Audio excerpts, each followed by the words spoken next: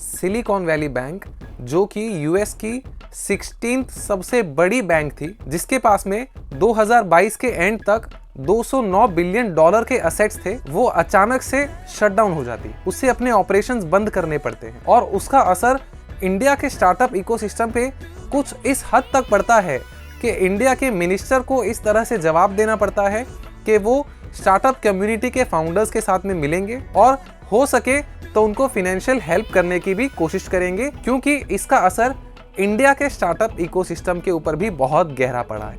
तो इस वीडियो के अंदर हम लोग डिकोड करेंगे कि ऐसा क्यों हुआ। पहली चीज कि इंडिया के स्टार्टअप इकोसिस्टम पर यूएस के बैंक के कोलैप्स होने का क्या असर पड़ा। दूसरा कि क्यों ये बैंक कोलैप्स हुई, क्यों इसको रातों रात अपने ऑपरेशंस को शट डाउन करना पड़ा। तो इस चीज को डिटेल में समझने के लिए कि इंडिया के स्टार्टअप इकोसिस्टम पर सिलिकॉन वैली बैंक के बंद होने का क्या असर पड़ा, ये समझना जरूरी है कि ऐसा क्यों हो रहा है। सबसे पहले कि इंडिया के अंदर जो भी स्टार्टअप्स फाउंड हो रहे हैं, जो भी स्टार्टअप्स बन रहे हैं, उसके पास में इंडिया बेस्ड बिजनेस के लिए पैसा नहीं। उसके पास में जो पैसा आता है वो बाहर की बड़ी बड़ी कंपनीज, वेंचर कैपिटलिस्ट फर्म्स जो होती है, वो उन कंपनीज को पैसा इन्वेस्ट करती है। अगर आप ये डिटेल में जानना चाह रहे हैं कि कोई भी VC firm, venture capitalist firm जो कि इंडिया बेस्ड नहीं है, बाहर की है, वो इंडियन स्टार्टअप में पैसा क्यों डालती है, तो उसके लिए नीचे डिस्क्रिप्शन में मैंने आपको एक वीडियो की लिंक दी है, जिसके अंदर मैंने बताया है डिटेल में कि क्यों इस तरीके से काम हो रहा है कि बाहर के लोग इंडिया में आकर के पैसा इन्वेस्ट कर रहे हैं स्टार्टअप्स पे, वो स्टार्टअप जो कि इंडिया में लॉस में ऑपरेट कर रहे हैं फिर भी। तो अगर वो डिटेल में जानना है तो वीडियो देख सकते हैं।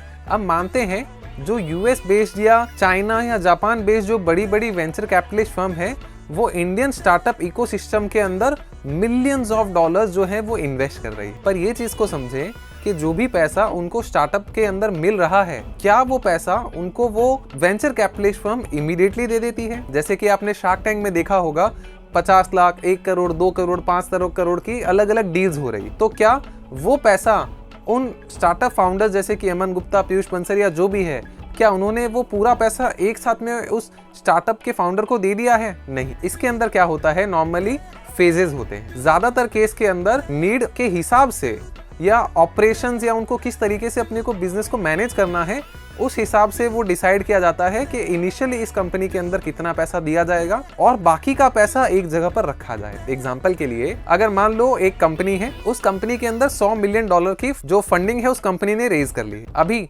आज के टाइम पे इस कंपनी की जो जरूरतें हैं वो सिर्फ $20 मिलियन की है, तो बाकी का जो $80 मिलियन होगा वो पैसा क्या किया जाए। तो उस तरह का जो पैसा होता है वो पूरा पैसा एक साथ में बड़ी बड़ी बैंक्स के अंदर डिपॉजिट कर दिया जाता है। तो जो सिलिकॉन वैली बैंक है वो स्टार्टअप की बैंक हम कह सकते। जो बड़े बड़े वेंचर कैपिटलिस्ट होते हैं वो पैसा दे रहे हैं स्टार्टअप फाउंडर्स को, और स्टार्टअप फाउंडर्स जितनी जरूरत होती है उतना पैसा एक बार उनको मिलता है, बाकी का पैसा वो बैंक के अंदर डिपॉजिट हो जाए। अगर जिस बैंक के अंदर स्टार्टअप का पैसा पड़ा था, अगर वो बैंक ही अपने ऑपरेशंस को बंद कर दे, मतलब ऐसा मानिए कि आपने 5 लाख रुपए एफडी करवा रखा है बैंक के अंदर, और अगर वो बैंक खुलना ही बंद हो जाए तो आपके तो 5 लाख रुपए डूब गए ना। हालांकि ऐसा नहीं होता, नॉर्मल कोई भी एफडी जो होती है, जो कि गवर्नमेंट आरबीआई के द्वारा रेगुलेटेड होती है, उसके अंदर 5 लाख तक का इंश्योरेंस होता है, बट हम लोग उस चीज को साइड में रखते हैं, इसको समझते हैं। अभी करोड़ों रुपए एक बैंक के अंदर पड़ा है और बैंक ने रातों रात अपने ऑपरेशंस बंद कर दिए, तो क्या होगा।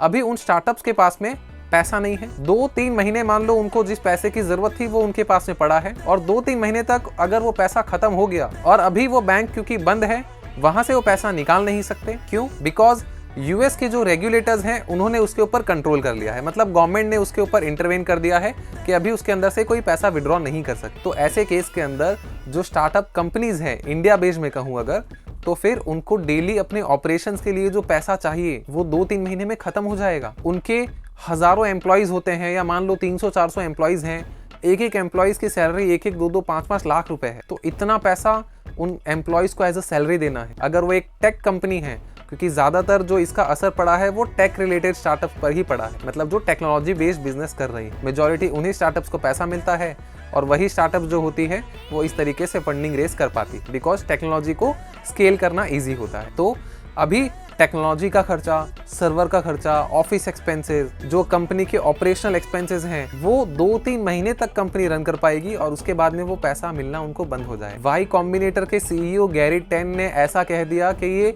एक्सटिंक्ट लेवल तक का देखने को मिला है। इस तरह का जो फाइनेंशियल क्राइसिस आया है उससे बहुत बुरी हालत होने वाली। वाई कॉम्बिनेटर के हिसाब से लगभग 650 फाउंडर्स के ऊपर इसका असर पड़ेगा, जो कि हमारे देश में 22,000 लोगों को एम्प्लॉयमेंट प्रोवाइड कर रहे हैं। वाई कॉम्बिनेटर ने इंडिया के ऐसे 9 यूनिकॉर्न्स के अंदर पैसा इन्वेस्ट कर रखा है, जो कि इनडायरेक्टली सिलिकॉन वैली बैंक के अंदर एज अ डिपॉजिट पड़ा। जैसे कि अगर हम लोग बात करें खाता बुक, ओके क्रेडिट, जेप्टो।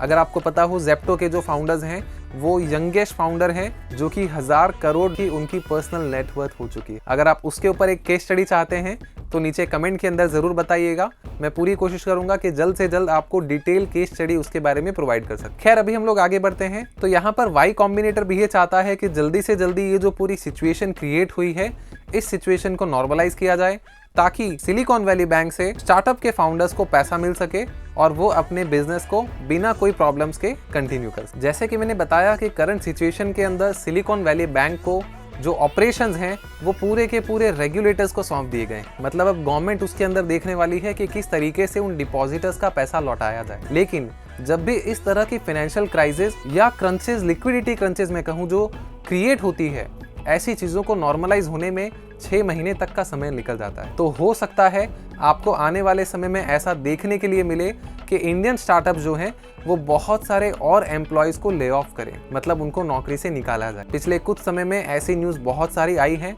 कि कुछ ही महीनों के अंदर हज़ारों एम्प्लॉयज़ को बड़ी बड़ी कंपनीज ने, बड़े बड़े स्टार्टअप्स ने नौकरी से निकाल दिया। और ये सिचुएशन आगे और वर्स होती हुई नज़र आ सकती है, बिकॉज स्टार्टअप के पास में उतना पैसा नहीं होगा कि वो अपने एम्प्लॉयज़ को सैलरी दे सकें, और कॉस्ट कटिंग के लिए सबसे पहले जो एम्प्लॉयज़ होते हैं उन्हीं की बलि चढ़ती। आई होप ऐसा ना हो, जल्दी से जल्दी ये सिचुएशन नॉर्मलाइज हो जाए। फिलहाल के लिए HSBC बैंक ने, जो कि एक यूके बेस्ड फर्म है, यूके बेस्ड कंपनी है, या मैं कहूँ यूके बेस्ड बैंक है, उन्होंने फिलहाल अभी सिलिकॉन वैली बैंक के यूके आर्म को, मतलब जो यूके के रिलेटेड ट्रांजैक्शंस या यूके के अंदर जो ओपन हुआ था, उसको अक्वायर कर लिया है और वो बहुत जल्दी सिचुएशन को नॉर्मल करने के लिए कोशिश कर रहे हैं। इसी बीच एक रिपोर्ट ये भी आई कि भैया थोड़े समय पहले हिंडनबर्ग की रिपोर्ट आई थी अडानी ग्रुप के ऊपर, जिन्होंने अडानी ग्रुप के ऊपर बहुत सारे एलिगेशंस लगाए थे कि उन्होंने फिनेंशियल इरेगुलरिटीज की है, स्टॉक प्राइस को ओवर मैनिपुलेट किया है, या और भी बहुत तरह के उसके ऊपर एलिगेशंस लगाए गए। तो भैया हिंडनबर्ग रिपोर्ट,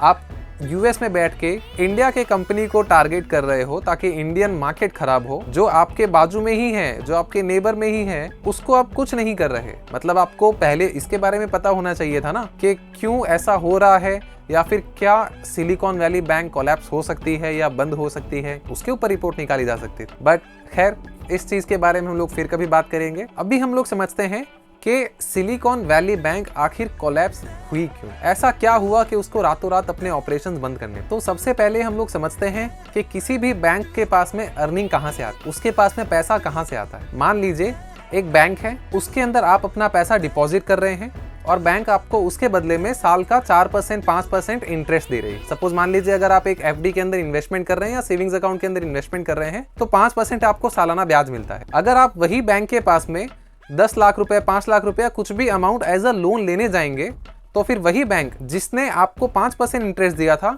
वही बैंक अब आपसे 10%, 12%, 15% इंटरेस्ट चार्ज करेगी। तो ये जो बीच का डिफरेंस है, जिसको स्प्रेड कहते हैं, ये एक तरीके से बैंक की इनकम का जरिया। मतलब मैं कह सकता हूँ कि जो मेजर सोर्सेज ऑफ इनकम होता है बैंक के लिए, वो यही होता है कि सस्ते दर के अंदर वो अपने डिपॉजिटर को इंटरेस्ट देती है, और अगर कोई उससे लोन लेता है तो वो ज्यादा रेट ऑफ इंटरेस्ट पे उसको लोन प्रोवाइड करती है। अभी ये जो US based silicon valley bank थी, उसके साथ में भी कुछ ऐसा ही था, पर प्रॉब्लम क्या थी कि उसने अपना ज्यादातर पैसा यूएस के जो गवर्नमेंट सिक्योरिटी बॉन्ड होता है उसके अंदर इन्वेस्ट कर रखा। ये उस समय की बात है जब नियरली यूएस के अंदर इंटरेस्ट रेट जो थे वो लगभग 0% हो गए थे। ये कौन सा टाइम था? जब पेंडेमिक आया था, कोविड आया था, क्योंकि कोविड के टाइम पे पूरे इकोनॉमी में मंदी छाई हुई थी। तो फिर बैंक ज्यादा रेट ऑफ इंटरेस्ट तो किसी से चार्ज कर ही नहीं सकती, क्योंकि कोई उससे लोन ले ही नहीं रहा। तो इसलिए बैंक ने अपने जो रेट ऑफ इंटरेस्ट होते हैं वो ना के बराबर कर दिए थे। पर पिछले कुछ महीनों में हमने देखा कि धीरे धीरे हमारी इकोनॉमी, मतलब मैं कह सकता हूँ सिर्फ इंडियन इकोनॉमी ही थोड़ा सा एक्सेप्शन हो गया। बाकी वर्ल्ड वाइड अगर हम लोग देखें तो मेजॉरिटी ऑफ कंट्रीज जो हैं वो रिसेशन की तरफ जाने लगे। उसका एक बहुत बड़ा रीज़न था रशिया और यूक्रेन की वॉर भी। हम लोग जानते हैं कि रशिया के थ्रू बहुत सारा ऑयल हमने इस पीरियड में इंपोर्ट किया, रशिया के ऊपर बहुत सारे सैंक्शंस लगाए गए और रशिया और यूक्रेन के वॉर के कारण ग्लोबल इकोनॉमी डिस्टर्ब। खैर उसके ऊपर हम लोग डिटेल में नहीं आएंगे। अभी हम लोग इसको समझते हैं कि इन्फ्लेशन को बीट करने के लिए, क्योंकि हर तरह से रिसेशन आ रहा है, तो गवर्नमेंट जो है जो महंगाई बढ़ रही है उसको कम करने के लिए यूएस की गवर्नमेंट ने जो इंटरेस्ट रेट्स जो लगभग पहले 0 के आसपास थे उसको धीरे धीरे करके बढ़ाना शुरू कर दिया। उससे क्या हुआ, जो पहले पोर्टफोलियो मतलब जो सिलिकॉन वैली बैंक को जो अपने सिक्योरिटी बॉन्ड से जो पैसा मिल रहा था, जो लगभग 4% के आसपास का रिटर्न मिलता था पिछले 10 सालों में अगर देखे जाएं, तो वो सिर्फ 1.9% के आसपास रहेगा। मतलब एक तरफ से जो इंटरेस्ट का पैसा उनको मिलना चाहिए गवर्नमेंट बॉन्ड से वो कम हो गया। दूसरी तरफ अगर हम लोग इंडियन स्टार्टअप इकोसिस्टम की बात करें तो यहाँ पर लोगों को, स्टार्टअप्स को फंडिंग मिलनी बंद हो गई। अगेन वही वाला पूरा सर्कल रिपीट हो रहा है इसके अंदर, क्योंकि अभी इकोनॉमी मंदी है। तो इकोनॉमी के अंदर अगर मंदी है तो फिर कोई भी पैसा इन्वेस्ट करने के लिए रेडी नहीं। अगर कोई पैसा इन्वेस्ट करने के लिए रेडी नहीं है तो फिर क्या होगा, अगर कोई लोन लेगा तो उसको लोन के पीछे ज्यादा इंटरेस्ट चुकाना पड़ेगा। जैसे हमने बताया इन्फ्लेशन के कारण रेट ऑफ इंटरेस्ट बढ़ गया है, तो अभी उनको अपने इंटरेस्ट पेमेंट को चुकाने के लिए ज्यादा पैसा खर्च करना पड़ेगा। इंडियन स्टार्टअप इकोसिस्टम के अंदर ये दोनों ही तरफ से प्रॉब्लम देखने को मिल रही है। एक तरफ जो है वो ब्याज दर, इंटरेस्ट रेट्स महंगे हो गए हैं, दूसरी तरफ नए कोई फंडिंग स्टार्टअप्स को मिल नहीं रही because of the estimation of recession in a global economy. अब साथ ही में एक ही दिन के अंदर सिलिकॉन वैली बैंक के पास में लगभग $40 बिलियन की विड्रॉल की रिक्वायरमेंट आ गई। मतलब बहुत सारे स्टार्टअप फाउंडर्स या मैं कहूँ जिन्होंने उस बैंक को डिपॉजिट के रूप में पैसा दिया हुआ था, अब वो अपना पैसा निकालना चाहते थे। साथ ही में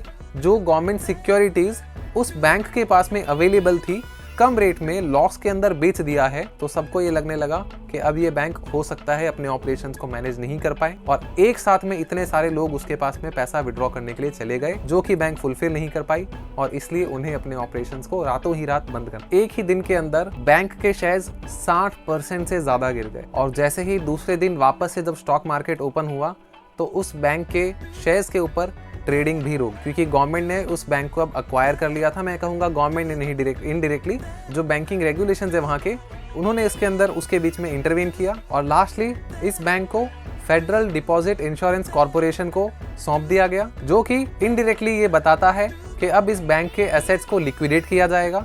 मतलब इसके पास में जो भी एसेट बचा है उसको बेच दिया जाएगा और वहाँ से जो भी पैसा आएगा वो उसके डिपॉजिटर्स को लौटाया जाएगा। तो अब ये देखना है कि इंडियन स्टार्टअप इकोसिस्टम क्या इसके कारण सरवाइव कर पाता है। क्या इंडिया के अंदर बड़ी बड़ी जो स्टार्टअप्स हैं, जो टेक कंपनीज हैं, क्या वो और एम्प्लॉयज को ले ऑफ करेगी? क्या ये रिसेशन की तरफ एक और कदम है? देखते हैं आगे क्या होता है। लेकिन इसी तरह की बिजनेस और केस स्टडी के रिलेटेड अगर आपको इन्फॉर्मेशन चाहिए तो अभी आप मेरे इस चैनल को सब्सक्राइब कर लीजिए। साथ ही में इस वीडियो को लाइक करिएगा, शेयर करिएगा। इसी तरह की इन्फॉर्मेशन मैं आपको इस चैनल के ऊपर लाता रहूँ।